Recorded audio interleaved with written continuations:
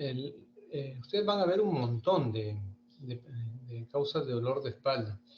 Y seguro van a ver que la mayoría de dolores de columna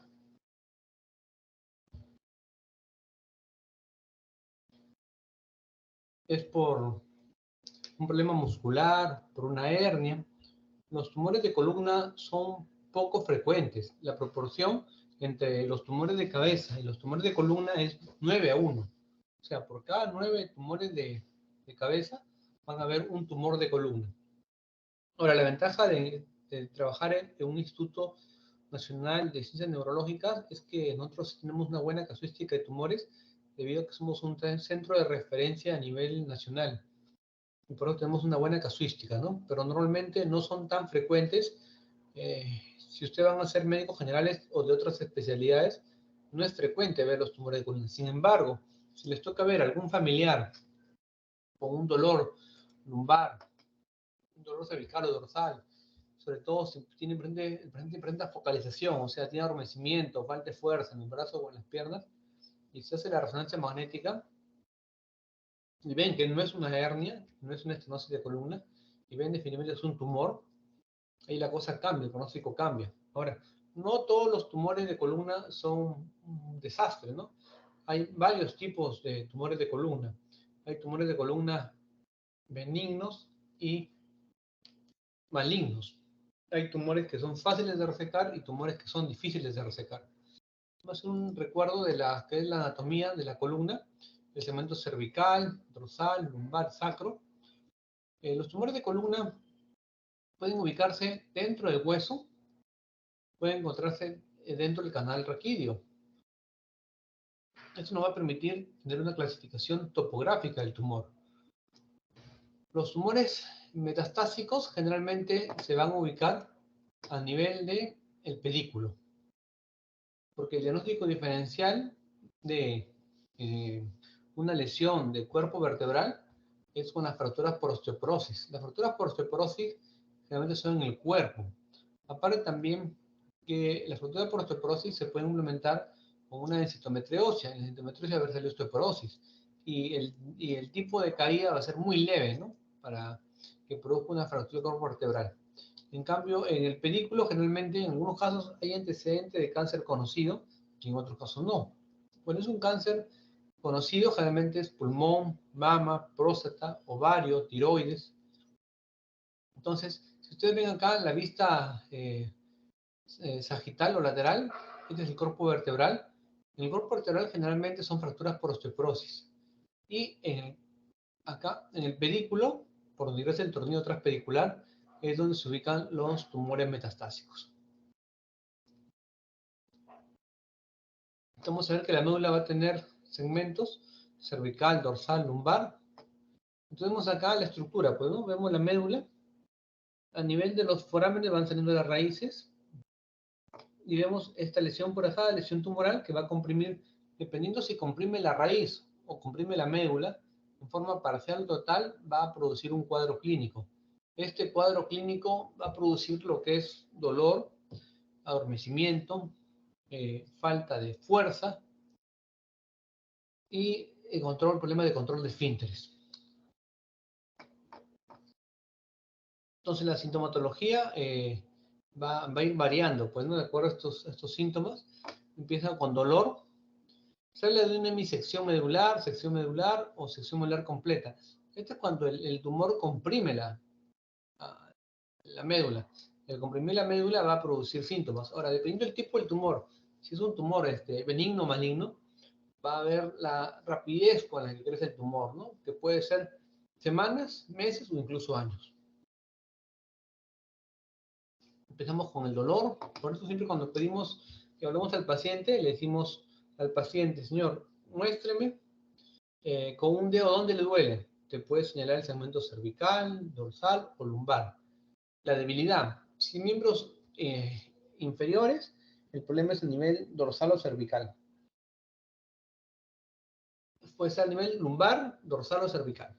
Pero si aparte se compromete miembros superiores, definitivamente el problema es a nivel cervical. Puede haber trastornos sensitivos, vegetativos, reducción intermitente, hemorragia. Son síntomas adicionales que uno va viendo. La ubicación. Vamos a ver casos, vamos a ver casos concretos.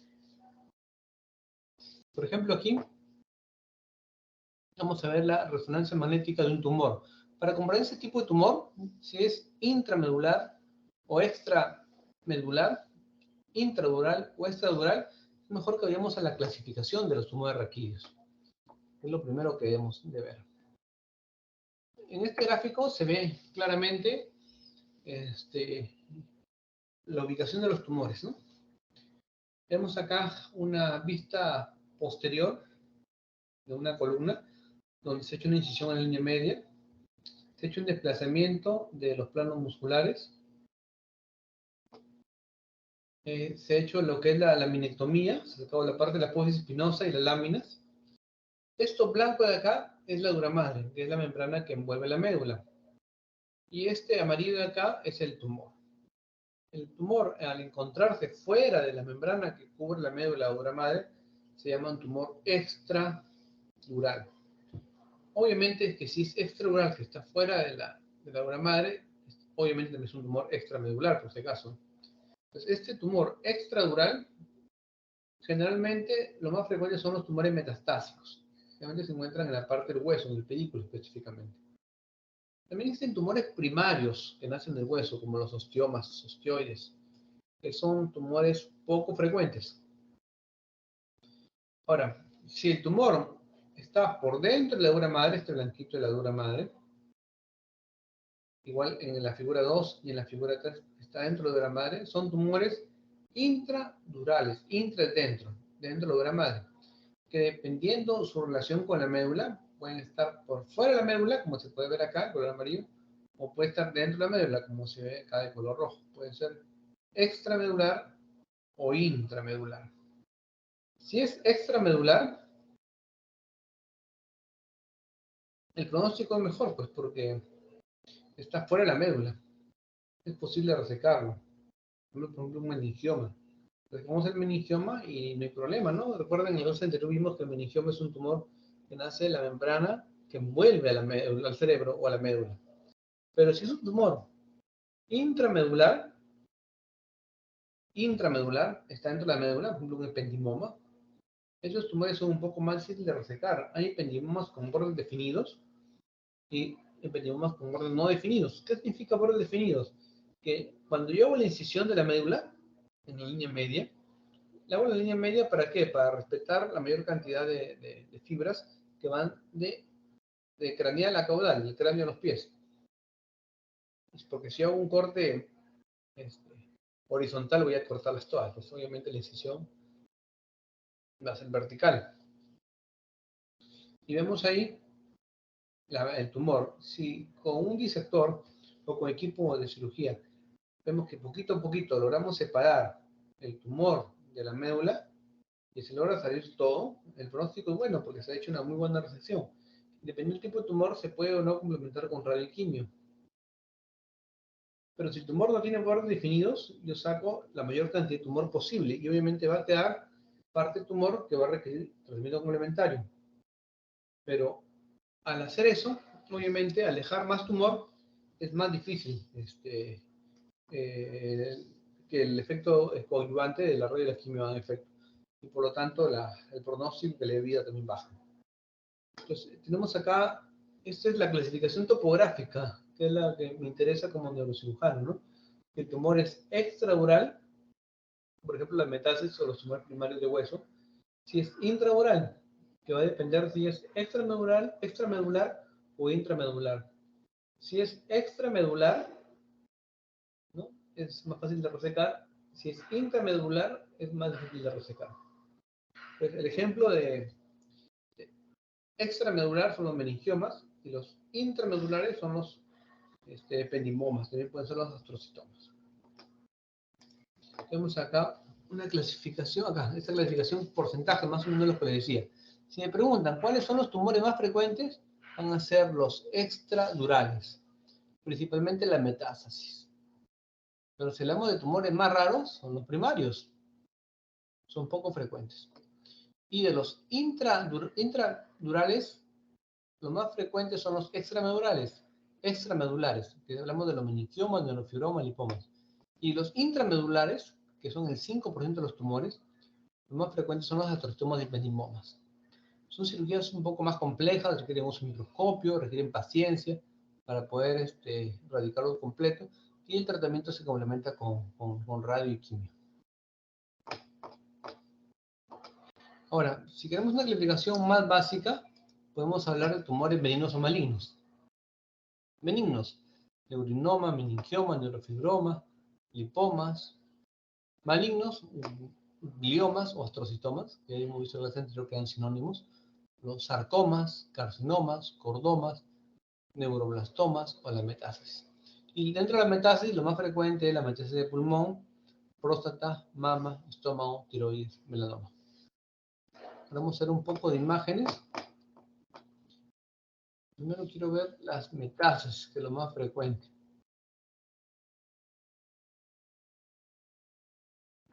Eso de acá.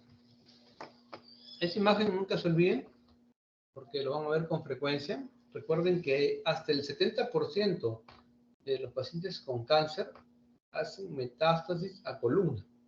Entonces, tenemos un paciente con antecedentes de un cáncer primario conocido y se empieza a quejar de dolor dorsal, que es el lugar más frecuente de metástasis. Hay que considerar la posibilidad de que sea una metástasis de columna. ¿Y cómo lo confirmo? Con una radiografía, tomografía o una resonancia magnética de columna. Y el tratamiento que se le da va a depender. Generalmente no es quirúrgico, es algo que es una metástasis única, que no haya compresión medular y que se cuente con los medios para operarlo. Pero generalmente, como ya conocemos la estirpe o el tumor primario, normalmente se le da radioterapia. Hay tumores que son radiosensibles, otros que no. Por eso es importante conocer a qué tipo de tumor nos estamos enfrentando. Ahora, ¿qué van a ver ahí? Van a ver ahí que hay un colapso del cuerpo vertebral. Vamos a ver acá la imagen que compromete el pedículo. Hay compromiso del pedículo. Entonces, eso nos hace sospechar en un cáncer metastásico. Ahora vamos a ver los tipos de tumores.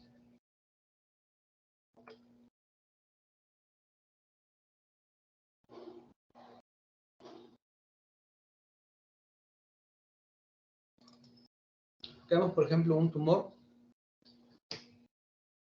Hay que aprender un poco a reconocer las resonancias magnéticas. Este es un corte sagital de la columna en un líquido solar gris de color negro, es un T1, donde se ve una imagen heterogénea,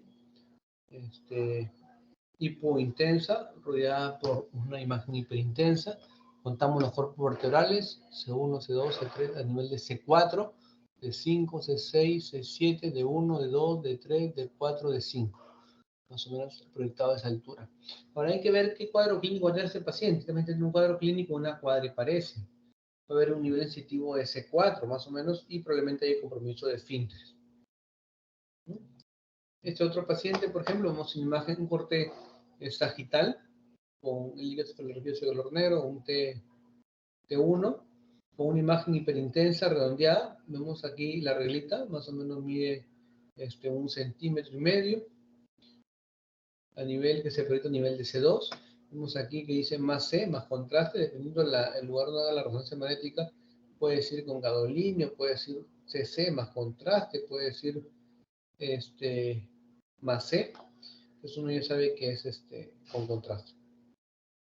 Y este paciente va a presentar un cuadro clínico similar al anterior, ¿no? Con un dolor cervical, una cuadriparesia, un sentido más alto y va a haber compromiso de esfínteres. A diferencia de este paciente, que son lesiones a nivel lumbar, a nivel L5, L4, L3, este paciente va a haber compromiso de miembros inferiores. Lo ideal sería ver una resonancia panorámica, ¿no? Porque el paciente obviamente no debe tener compromiso de miembros superiores, porque se supone que la resonancia magnética de columna cervical está normal. Debe haber solo compromiso de miembros inferiores y compromiso de esfínteres. Ahora, hay muchos colegas que hacen bolas, ¿no? Cuando ven un paciente que tiene disminución de fuerza en miembros inferiores, entonces le piden resonancia magnética de columna lumbar. Y para mala suerte, la resonancia magnética de columna lumbar sale normal. Entonces ahí lo van al neurocirujano o al neurólogo, ¿no? Pues, ¿por qué? Porque no se tomaron el trabajo de evaluar el nivel sensitivo. Si hubieran tomado el trabajo de evaluar el nivel sensitivo a nivel de los dermatomas, en el ombligo es un de 10. Entonces, si tenía un adormecimiento u hormigueo por debajo del ombligo, el nivel sensitivo adormecido es una de 10. Entonces, digamos que una resonancia de columna dorsal y no lumbar. Con vista panorámica, obviamente, para tener una visión panorámica de toda la columna. Es importante tenerlo presente. Es una resonancia magnética y una lesión medular a nivel C1, 2, 3, 4, 5, C6, C7, D1, D2, ¿no? Compatible con astrocitoma. Para las imágenes nos pueden, de acuerdo a la edad del paciente y de acuerdo a la ubicación del tumor, si es intradural o extradural, intramedular o extramedular, nos puede dar una aproximación diagnóstica, ¿no? Pero finalmente es durante la cirugía y el resultado de patología que nos confirme el diagnóstico. Una otra lesión. Acá, por ejemplo, en esta lesión, este es un corte sagital, dorsal, donde vemos los cuerpos vertebrales, vemos la médula, vemos esta imagen hiperintensa posterior.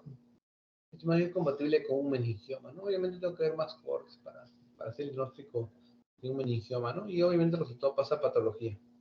Entonces, al retirar el meningioma, que es no es otra cosa que la meninge que está engrosada, el paciente recupera, si entró con la médula todavía que estaba funcionando, probablemente recupere la función, ¿no? Pero si el paciente entró ya con médula que no mueve, con médula que no funciona, las posibilidades de recuperar son bajas. Vemos acá la imagen de esta resonancia magnética. Vemos una resonancia magnética sagital. Vemos que el compromiso de la médula es intramedular. Entonces, esto acá es compatible con un ependimoma, puede ser, o también puede ser con un glioblastoma multiforme.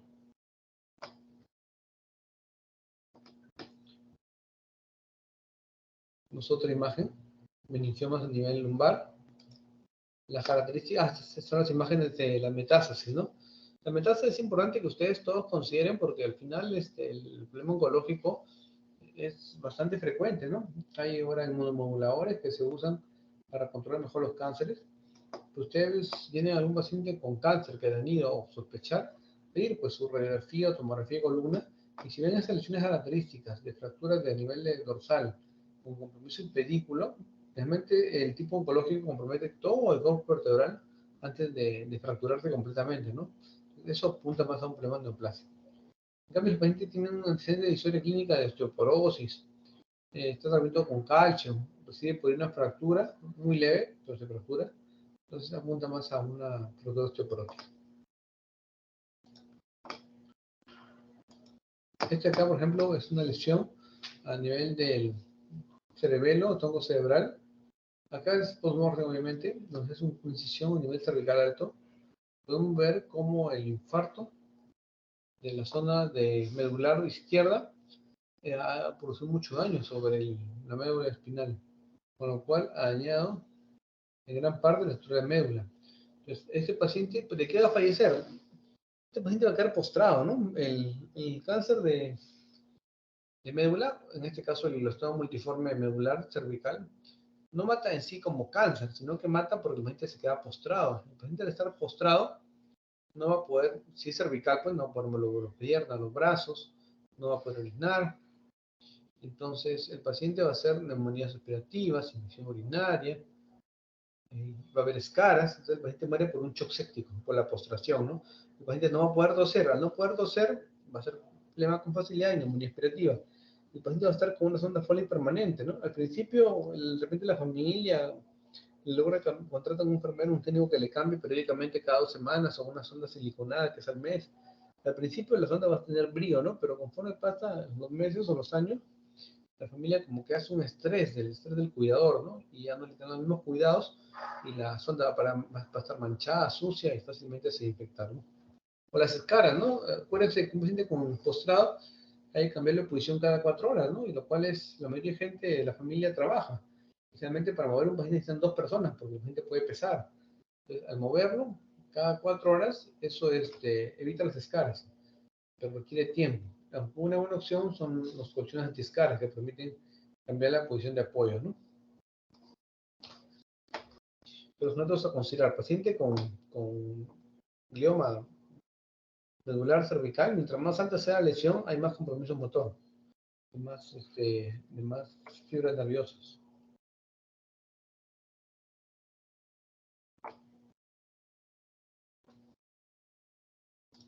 Acá, por ejemplo, vemos una imagen, un tumor cervical, se ha hecho la incisión a nivel occipito cervical. Vemos acá la resonancia magnética, un corte coronal, vemos la médula como está desplazada hacia el lado izquierdo, y esta pelotita acá es el tumor cervical.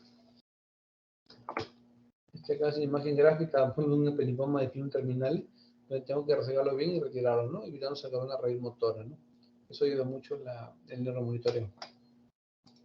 Ahora, en otros lugares hay resonancia magnética, ¿no? A veces hay radiografías, y si hay radiografías, hay que limitarlos a lo que tenemos, ¿no? Ver líneas alineadas, ver líneas osteolíticas, ver rotación o desplazamiento de facetas, de fosas transversas. Lo que es radiografía de columna. Antes decía mucho lo que es la mielografía, actualmente no la usamos, porque las imágenes de tomografía o resonancia magnética son de muy buena calidad. La tomografía básicamente en columna es para ver huesos, planificar tornillos, ver estructuras óseas. La resonancia magnética en columna es básicamente para ver estructuras nerviosas, el líquido, médula. Las tomografías de columna, más que todo, cuando tenemos una metástasis, una sospecha, metástasis de columna, donde no hay un antecedente de un cáncer primario conocido, lo que hacemos es un barrido, ¿no? Una tomografía de tórax, abdomen y pelvis para buscar pulmón, hígado, riñones, estómago, y se pide así, ¿no? Como tomografía de tórax y abdomen o pélvica, para buscar un cáncer primario. Cosa que si tenemos una lesión en columna, encontramos una pelota, una masa en el pulmón, consultamos con el neumólogo dónde es más fácil biopsiar, en pulmón o en columna, y de acuerdo se decide dónde hacer la biopsia, para tener un diagnóstico, ¿no?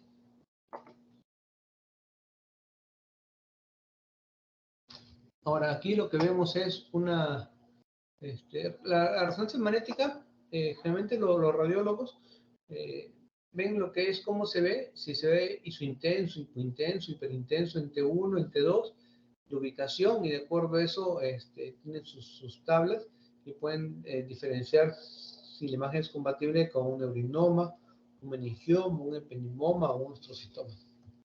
También depende mucho de la ubicación del tumor. Entonces, desde el punto de vista quirúrgico, es importante la interfase del tumor médula. Si podemos diferenciar qué parte es tumor y podemos diferenciar qué parte es la médula, entonces podemos resecar el tumor con facilidad y sacarlo. Pero si no diferenciamos hasta dónde llega el tumor, podríamos hacer daño en la médula y el paciente, si entró caminando, podría salir sin poder caminar. Es por eso que con los pacientes es muy importante el neuromonitoreo, para que el neurólogo que está a cargo del neuromonitoreo nos avise si estamos tocando fibras, ¿no?, que son importantes para la fuerza muscular de las piernas o de los brazos. El objetivo de la cirugía es la circulación completa, pues, ¿no? En el caso de los tumores malignos, se busca extirpar todo, pues generalmente no se suele extirpar todo, entonces igual pasan a lo que es la radioquimio. El abordaje en vía posterior ha cambiado, ahora también hacemos abordaje vía anterior, o sea, vía anterior y vía posterior o combinada. La descompresión urgente progresiva es cuando el tumor está comprimiendo la médula y el daño medular es importante, entonces hay que considerar de que esa médula tiene que quedar libre para que no se siga dañando. El objetivo de la cirugía, ¿no? La cirugía, obviamente, uno entra a una cirugía con miras curativas, pero también es diagnóstica. Hay pacientes que entran con diagnóstico de tumor. Recordemos que la resonancia magnética nos da más o menos un 90% de acertación al diagnóstico, pero hay imágenes, por ejemplo, que se parecen mucho, ¿no? Sobre todo en el caso de tuberculosis, se parecen mucho a un tumor de columna. Acá le voy a mostrar imágenes típicas de la tuberculosis que nos puede llevar a confundirnos. Descompresión, ¿no? Si la médula es aplastada hay que descomprimirla. Citorreducción, ¿no? Mientras más tumor saquemos, mejor calidad de vida, porque la radioterapia y quimioterapia va a actuar sobre menos tumor. Estabilizar, si en caso de tumor ya lesionó la médula, hay que estabilizarlo con tornillos y barras. y corregir la deformidad en el caso del tumor ya ha ido causando mucho daño y deformó la columna. Actualmente existe una serie de facilidades que nos da la tecnología, ¿no? El uso de microscopio, el uso de láser, el ultrasónico, injertos óseos, material titanio. Si ustedes ven estas imágenes de acá, este es el marco de Harshey.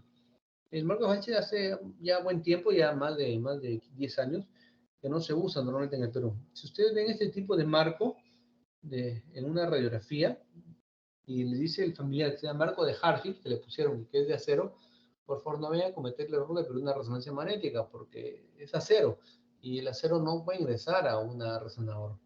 Lo que pueden hacer es pedirle tomografía solamente, o mandarlo a un hospital de origen para retirar el marco, y al retirar el marco ya hacemos la resonancia magnética, ¿no? Porque ese acero en su momento fue bueno, pero actualmente usamos titanio. Y el titanio usamos tipo tornillo, transpericulares. Y el titanio sí permite hacer resonancias magnéticas de columna.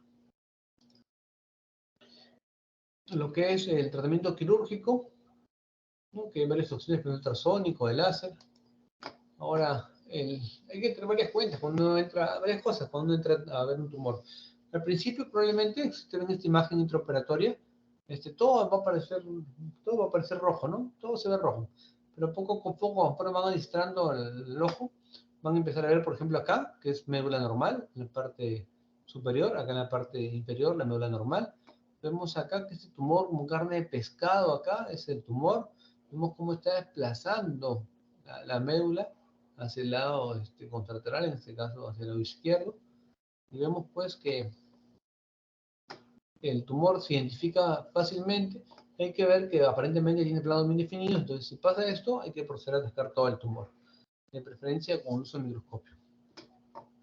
Hay que ver mucho la posición del paciente, la localización de la incisión, la disección de láminas, la laminectomía, la flavectomía, la durotomía, exéresis de tumor, la plastía oral, la osteostasia y la artrosis si fuera necesario.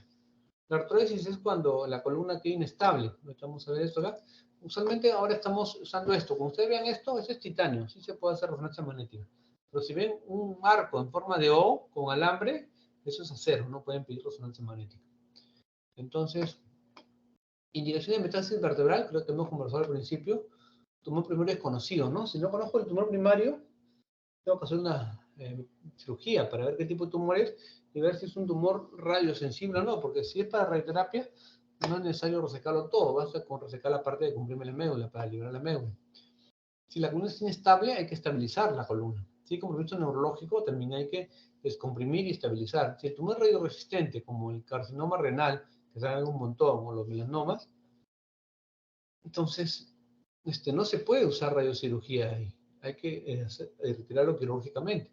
Son tumores muy sangrantes, hay que hacerlo una cirugía con tiempo, hay que pedir depósito de sangre, hay que estar preparados. Rápido deterioro neurológico, si el paciente ingresa caminando o ingresa moviendo las piernas y luego empieza a entrar un cuadro de paraplegia, hay que entrar a operar rápido. Recurrencia del tumor también, es algo relativo. Las contraindicaciones, tumores radiosensibles, eso es un mieloma o linfoma, pero doctor, ¿cómo sé que es un mieloma o linfoma? Habría que hacer una biopsia percutánea, ¿no? O durante la cirugía, por secar el tumor, si el impronta nos dice que es un tipo de tumores, ahí cierro y pasa pues a radioterapia. Pacientes con mielopatía completa, eso realmente le dije que los pacientes con mielopatía completa, que no pueden ver las piernas, lo recomendable es entrar a la cirugía lo antes posible, ¿no? Aunque hay un periodo de ventana un poco más largo en el caso de los tumores porque el cuerpo se defiende, se adapta. La sobrevida es variable, esto lo hablamos por recursos, ¿no? Los sistemas de titanio, el tiempo operatorio, la sala de operaciones, los cirujanos y los materiales que se usan tienen un costo. Entonces, ese es el término que se va modificando conforme pasa el tiempo de acuerdo al país, de acuerdo a los recursos que cuenta el Estado, y esto varía. Puede variar de un mes, puede variar a 5 años, depende de cada uno se encuentra el paciente, qué pensemos del paciente. Lesiones múltiples, tiene varias metástasis, no tiene sentido que opere 3, 4 metástasis. Generalmente cuando opero metástasis, generalmente opero una metástasis única, donde se ve donde hay la mayor compresión medular para que el paciente vuelva a caminar. Complicaciones médicas, si es un paciente de 80 años, diabético, hipertenso, con bypass coronario, anticoagulado, yo creo que no es candidato de operación, salvo que sea una biopsia percutánea o sea local.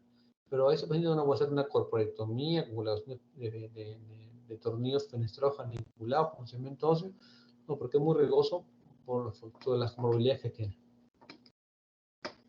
Entonces, el tratamiento de los tumores es multimodal, ¿no? La cirugía para determinar qué tipo de tumores, cirugía más radio si es un tumor radiosensible, cirugía más quimio si es un tumor que es tributario para quimio. Hay varios esquemas que se usan para el manejo de los tumores, les expliqué más o menos cómo es el manejo. Si esto, si hay alguna pregunta, duda al respecto.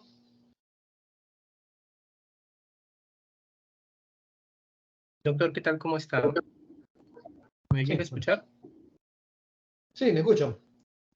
Doctor, en el hospital había visto un caso de un meningioma que había generado una lateralización del mesencéfalo, pero según la paciente, según la historia clínica, había evolucionado en 8 meses Ya, y la paciente solamente había manifestado cefalea focal, EVA de 10 en 10, intermitente, ¿no? Y en Chimbote fue tratada y ahí se le hizo su tomografía y encontraron el tumor, ¿no?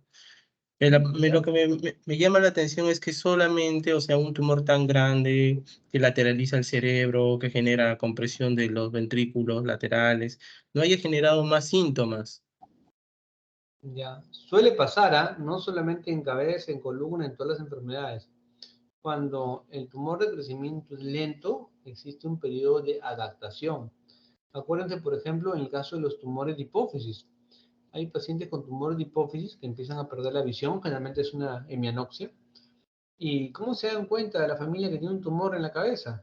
Porque el paciente se empieza a golpear con los bordes de las paredes, porque como pierde la visión, no ve una parte de la pared y se golpea, y por eso le van al médico. El médico le hace la tomografía y aparece el tumor celular, porque es progresivo, esto no es de un día para otro, esto pasan meses, años. Los meningiomas son realmente tumores de crecimiento lento, lento. Incluso a veces operamos el meningioma, no logramos sacarlo todo, sacamos incluso hasta la mitad o el 80%, y no se puede sacar todo porque estaba muy profundo, porque sangró, y le hacemos controles de resonancia magnética. Y hay tumores que llevan de control ya 10 años y el tumor sigue el mismo tamaño. Y sigue el mismo tamaño, uno, porque durante la cirugía la circulación que nutría el tumor se alteró, porque hemos hecho ahí la coagulación con bipolar, la resección de esa parte del tumor, y también porque el tumor crece lento, que simplemente queda en observación. Sin embargo, como en la misma clase pasada, hay meningiomas que no son tan benignos como parecen, ¿no? Los meningiomas atípicos, que son grado 3, que uno lo opera al paciente, tiene la patología, pero a veces el patólogo no informa completo y lo manda a revisión al neoplásicas y sale como meningioma típico, ¿no? Grado 3. Entonces, en la resonancia magnética el tumor estaba en el triple tamaño antes de operarlo, pero el paciente obviamente viene con más dolor de cabeza, con déficit motor, con convulsiones, porque el tumor ocupa más espacio en poco tiempo. Lo que queda claro es que cuando una enfermedad es lenta, como la hipertensión arterial, silente, no la sientes hasta que te da el infarto y te mueres, o quedas con una secuela de hemiplegia. Pero en el caso que la enfermedad el tumor crece rápido, te da síntomas rápidos y lo detectas más rápido, ¿no? ¿Sí? Respondí tu pregunta más o menos. Hay casos, hay que ver cada caso, son cosas generales, no puede puntualizar tanto. Sí, doctor, gracias. ¿No? En el caso de, después sabíamos de los meningiomas, el paciente puede tener hasta 10 años con un meningioma, y vienen con tumores que miden 15 centímetros.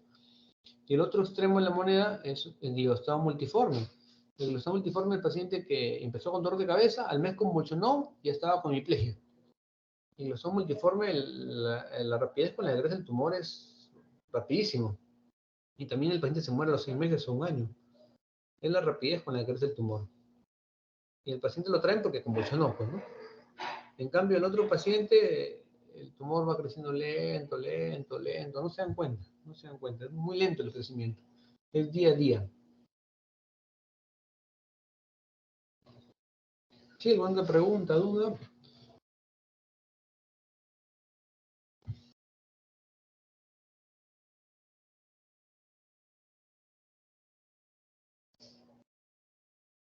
Los tumores de columna son poco frecuentes, pero ustedes lo van a ver en la metástasis. El cáncer ha aumentado de forma importante. Los pacientes con cáncer se están volviendo crónicos, bien más meses u años, porque hay tratamientos de quimio, de radio, inmunomoduladores, hay inmunistoquímica que te permite catalogar mejor el tipo de cáncer para que haya un tratamiento mejor, la parte quirúrgica avanzado. Entonces, lo que ustedes van a ver van a ser la metástasis de columna dorsal. El lugar más frecuente de metástasis de columna es a nivel dorsal. Eso sí lo van a ver. Los tumores en sí, como tumores primarios, es poco probable. Van a haber un par nomás, no van a haber muchos.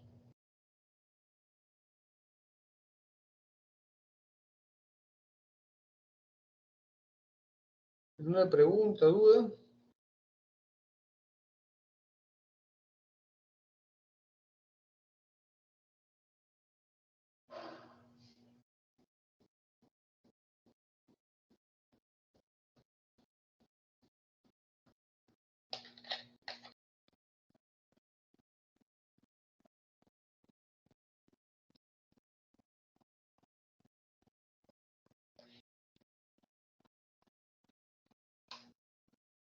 Bueno, creo que vamos terminando la clase. Lo que sí es más frecuente en los hijos son las hernias. Esta clase creo que... ¿Quién le dicta la clase de hernias?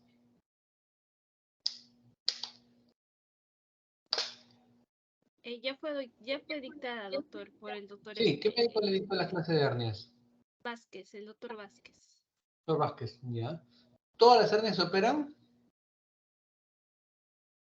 No, No, doctor. doctor, solamente las que son de larga data. ¿Ah? Las No todas las hernias se operarían, doctor. Solo se opera la hernia. De hernia nadie Si se tiene muere. dificultad motora, Solo se opera la hernia cuando hay déficit neurológico o dificultad motora o cuando el dolor no cede con los analgésicos. ¿Ya? Listo, ok. Mi grupo de práctica, por favor. No los he visto estos días.